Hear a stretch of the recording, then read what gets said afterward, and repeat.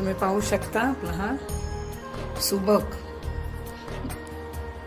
मोदक तयार झालेला आहे।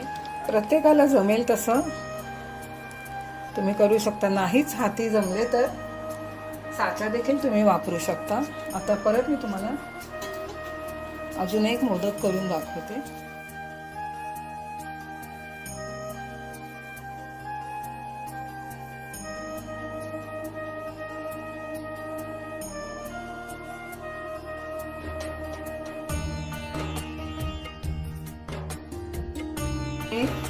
छान सुबक मोदक बनवून तयार झालेले आहे। आता हे थोडे आपण वाफवून घेऊया। त्यासाठी मी इथे स्टीमरचा वापर केलेला आहे।